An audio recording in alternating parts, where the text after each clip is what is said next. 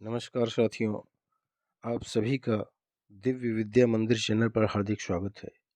साथियों, आज मैं पढ़ाऊंगा आदिकाल भाग 2। इसके अंतर्गत कुल 10 प्रश्न हैं। पहला प्रश्न आपके सामने है। अमीर खुसरो को कवियों में राजकुमार किसने कहा? अमीर खुसरो को कवियों में राजकुमार कहने वाले जो विद्वान थे उनका नाम है साथियों, इसमें 4 ऑप्शन है। हजारी प्रसाद द्विवेदी, डॉक्टर नगेंद्र, ईश्वरी प्रसाद, माता प्रसाद गुप्त। तो इसका सही जवाब है साथियों ईश्वरी प्रसाद। ईश्वरी प्रसाद ने अमीर खुसरो को कवियों में राजकुमार या महाकवि की उपाधि दी थी। तो ईश्वरी प्रसाद इसका सही जवाब है। अमीर खुसरो को कवियों में राजकुमार कहने वाले जो विद्वान थे उनका नाम था ईश्वरी प्रसाद। अब साथियों दूसरा प्रश्न है। माता प्रसाद गुप्त एवं अगरचंद नाहटा संपादन किया। 4 ऑप्शन है। परमाल रासो का, बीशल देव रासो का, पृथ्वीराज रासो का और खुमाण रासो का।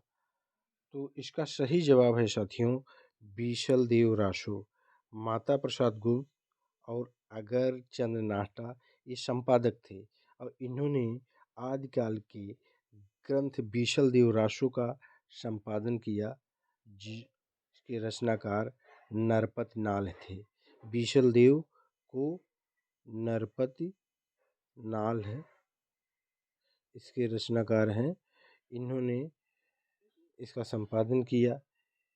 इसमें विग्रहराज तृतीय या चतुर्थ और नायिका है राजमती, जो राजा भोज की पुत्री है, से संयोग और वियोग, इसमें जो रस है साथियों वह वियोग रस का वर्णन है, क्योंकि राजा बीशल देव रानी से रूठ करके उड़ीसा चले जाते हैं, तो वियोग रस है। इसे आप लोग गौर करिएगा साथियों। फिर अगला प्रश्न है साथियों, पृथ्वीराज रासो में कैमास वध है? अब इसमें 4 ऑप्शन है। 20वां समय, 69वां समय, 57वां समय, 61वां समय। तो साथियों गौर करिएगा, पृथ्वीराज रासो एक महाकाव्य है चंद्रबरदाई का।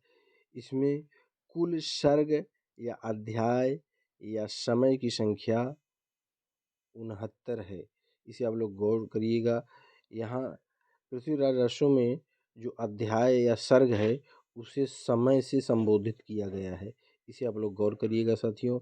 अब यहाँ प्रश्न ये है कि पृथ्वीराज रासो में कैमास वध, पृथ्वीराज रासो में पृथ्वीराज के दरबार में एक कैमास नामक सेनापति था, जिसने अपने भारी दरबार में मूछ पर ताव दिया और उतने पर पृथ्वीराज ने उसका गला काट दिया था। तो साथियों कैमास का जो वध हुआ है वह किस सर्ग में हुआ है, प्रश्न ये है। तो इसका साथियों सही जवाब है 57वां समय। 57 समय जो है यही है कैमास वध। 57, ये गौर करिएगा, 57 समय पृथ्वीराज रासो में कैमास वध का वर्णन किया गया है। अगला प्रश्न है साथियों, निर्भय भीम व्यायोग के लेखक हैं? 4 ऑप्शन है। राजशेखर, धर्मपाल, धर्म प्रभु सूरी, रामचंद्र सूरी। तो साथियों निर्भय भीम व्यायोग में इसमें पांडव भीम ने जंगल में बकासुर का वध किया था। बकासुर एक राक्षस था और ये रामचंद्र सूरी जो जैन आचार्य थे, जैन आचार्य रामचंद्र सूरी ने निर्भय भीम व्यायोग की रचना की और ये हेमचंद्र के शिष्य थे। हेमचंद्र जिन्हें प्राकृत का पाणिनि कहा जाता है, हेमचंद्र के शिष्य थे रामचंद्र सूरी और ये साथियों जैन आचार्य थे। इसे आप लोग गौर करिएगा, ये जैन आचार्य थे,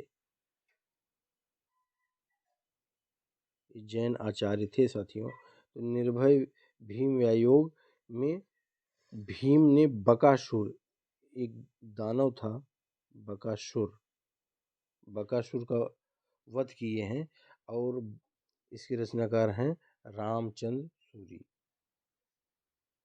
अगला प्रश्न है साथियों, कलचुरी राजवंश की 7 नायिकाओं का नक्षिक वर्णन हुआ है। तो इसे आप लोग जानते रहिए।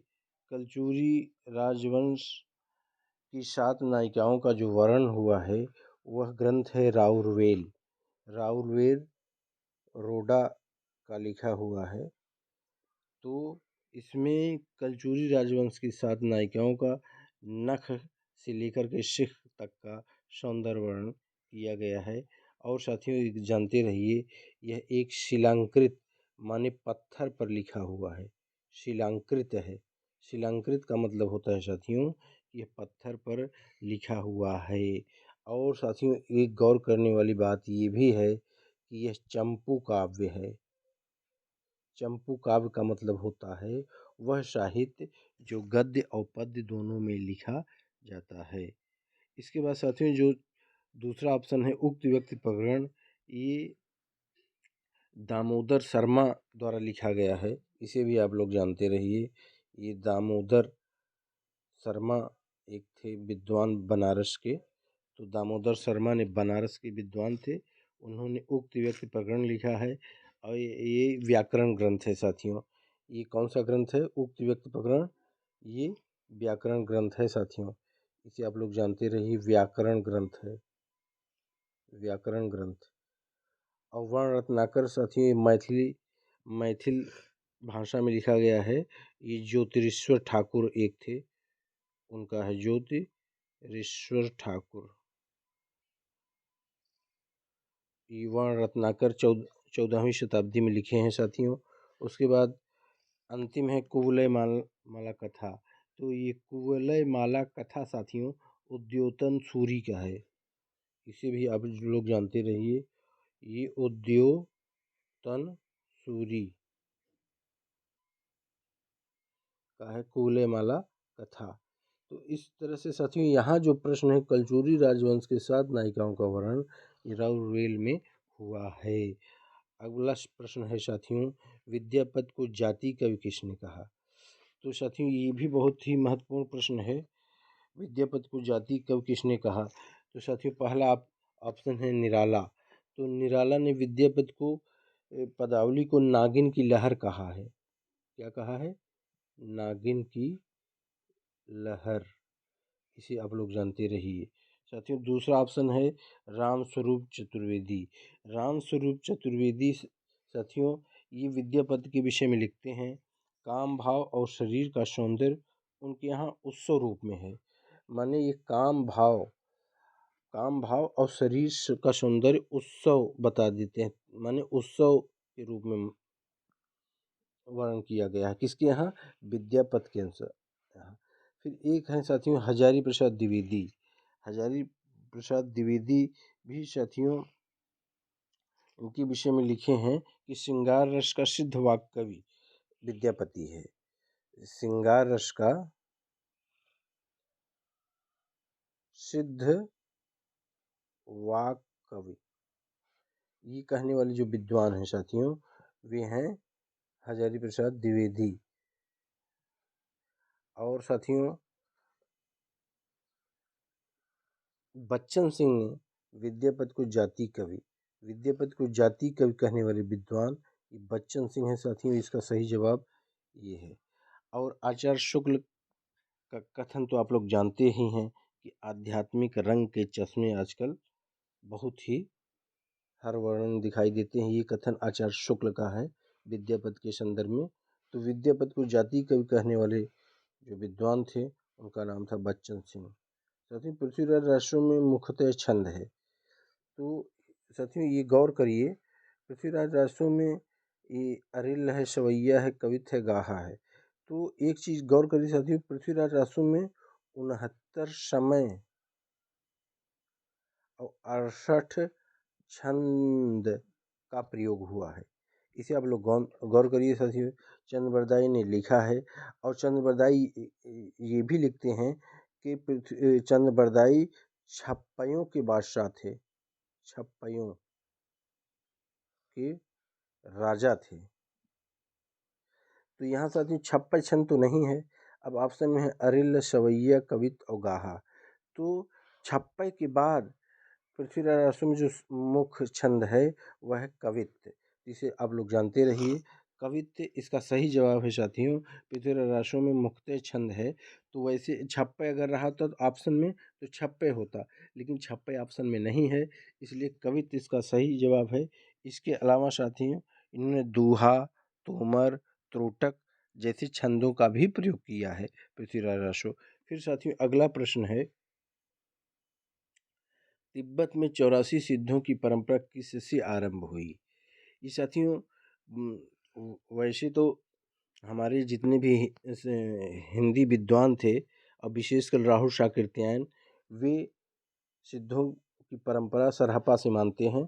सरहपा सिद्धों के प्रथम कवि कहे गए हैं और हिंदी साहित्य के भी प्रथम कवि हैं सरहपा, ऐसा राहुल शाकृत्यायन का मानना है।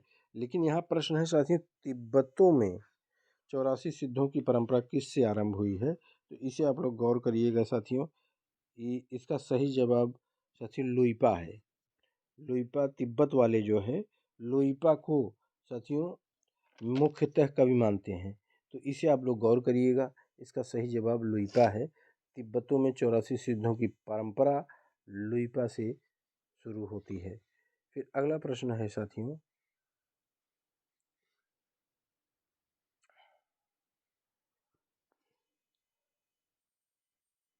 अगला प्रश्न साथियों लौकिक चरित्र काव्य है। लौकिक चरित्र काव्य है भविष्यत कथा, योगसार, परमात्म प्रकाश और पाहुड़ दोहा। तो साथियों ये लौकिक चरित्र काव्य में जैसे भविष्यत कथा, ये साथियों धनपाल ने लिखा है, इसे आप लोग जानते रहिए धनपाल। योगसार और परमात्म प्रकाश, ये साथी जो दो ग्रंथ जोइंदू द्वारा लिखा गया है, और जोइंदू वही हैं जो दोहे का प्रथम प्रयोगकर्ता भी हैं, दोहा छंद का। और उसके बाद साथियों पाहुड़ दोहा राम सिंह ने लिखा है, राम सिंह ने पाहुड़ दोहा लिखा है। अब साथियों यहाँ प्रश्न ये है कि लौकिक चरित्र काव्य है, तो लौकिक चरित्र काव्य कौन सा है? इसका साथियों सही जवाब है भविष्यत कथा। भविष्यत कथा में लौकिक चरित्र का वर्णन हुआ है, इसे आप लोग जानते रहिए। ये धनपाल हैं, धनपाल ने भविष्यत कथा लिखा है और जिसमें लौकिक चरित्र का वर्णन हुआ है। फिर अगला प्रश्न है साथियों, ढोला मारूरा दोहा में ढोला के पिता हैं। अब साथियों ये राजस्थान का एक बहुत ही प्रसिद्ध रचना है, और इसमें साथियों ढोला मारूर एक कल्लोल एक कवि थे, कल्लोल इसके सृजनकर्ता कल्लोल हैं। और बाद में साथियों ये कल्लोल 11वीं शताब्दी में लिखते हैं। बाद में 17वीं शताब्दी में एक विद्वान थे कुशल लाभ, कुशल लाभ। अब साथियों कल्लोल कवि 11वीं शताब्दी में लिखते हैं और बाद में इसमें छेपक 17वीं शताब्दी में कुशल लाभ जोड़ते हैं। कल्लोल ने दोहा छंद का प्रयोग किया है साथियों, इसे आप गौर करिए। और कुशल लाभ ने चौपाई जोड़ दिया है इसमें, माने कल्लोल ने दोहा छंद का प्रयोग किया और कुशल लाल 17वीं शताब्दी में इसमें दोहा छंद का प्रयोग किया है। और साथियों इसमें एक गौर कर, ढोला मारूरा ढोला के पिता पूछा जा रहा है, तो साथियों इसमें आप लोग जान लीजिए इसमें दो राजकुमार हैं। एक राजकुमार तो ढोला ही है, ये राजस्थान की एक बहुत लोकप्रिय कथानक है, और दूसरा राजकुमार मारू है, और एक राजकुमारी है जिसका नाम है मारवड़ी, मारवड़ी। अब साथियों प्रश्न ये है कि ढोला मारूरा दोहा में ढोला के पिता कौन हैं? तो इसका साथियों राजा जयसिंह, जसवंत सिंह, राजा हरपाल सिंह, राजा नल सिंह। इसका सही जवाब है साथियों ढोला के पिता राजा नल सिंह हैं।